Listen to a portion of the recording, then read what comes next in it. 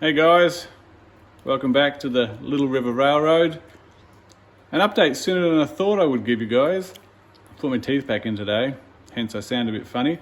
I've actually got some of the layout, the old layout up. So I'm going to turn the camera around and we'll talk through what's going on here.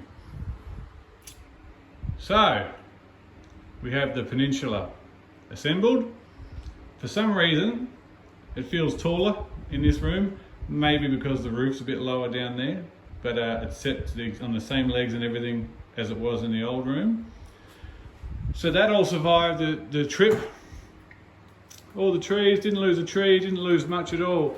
I'm going to have to touch up a few bits around the corner here, just with a bit of gravel and that, but apart from that, extremely happy with how that travelled.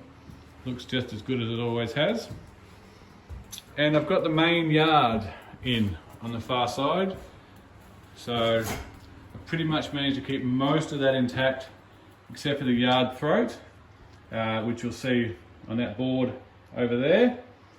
Now that was originally of course going to hook around to the right of the camera here, but I'll talk about that in a minute. And then over on the far side we have that other couple of industries that I had set up going here, which you see in some older videos. I had my little GPs working, and there was the gravel yard and the cement yard up in this space here. Those kits are still sitting back down in the old train room, but down on the ground there you'll see the tracks from that. Now these gaps here in the end wall, like I said, I've got about an extra 20 centimeters, 25 centimeters to play with in an end scale. That's a good amount of space, so I should be able to make my gradients a lot better. So that was a gradient going down to the staging, and that's the one going up to the peninsula. Oh, it's night time, bugs are out. So yeah, and you'll see all the staging underneath, all still Mickey Mouse, so that's great. Now this corner here is what I'm going to work on next. So yeah, the yard throat used to come out here and it used to hook around to the right of the screen, and that would be where my duck under was. But now I'm going to make a loop there. So what I'm thinking I'll do is that far track off the back, which goes down to the staging, I won't have that hook up here anymore.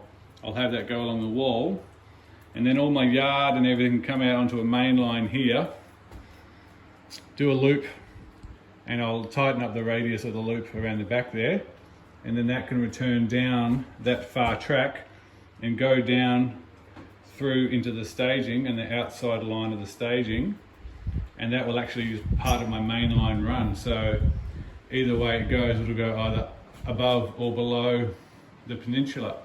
That's what I'm thinking at this point in time.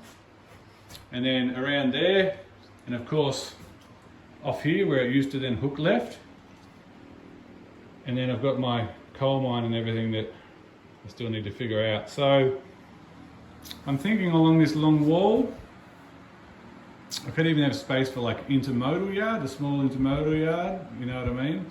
And then around the back there, and then I was thinking I could put my coal mine and everything up on that wall. So I could have a really nice long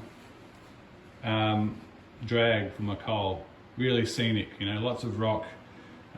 Yeah, I reckon that'd be good. So, and the other thing I've done, just put in a couple of lights. So there's some of the little LEDs from the old train room.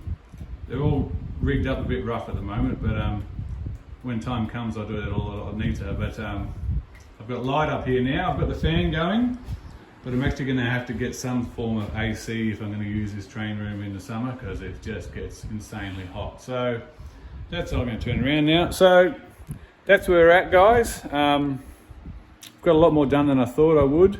I've got a bit of spare time at the moment due to one thing or another, and trying to keep my mind occupied with the train room instead of other stuff.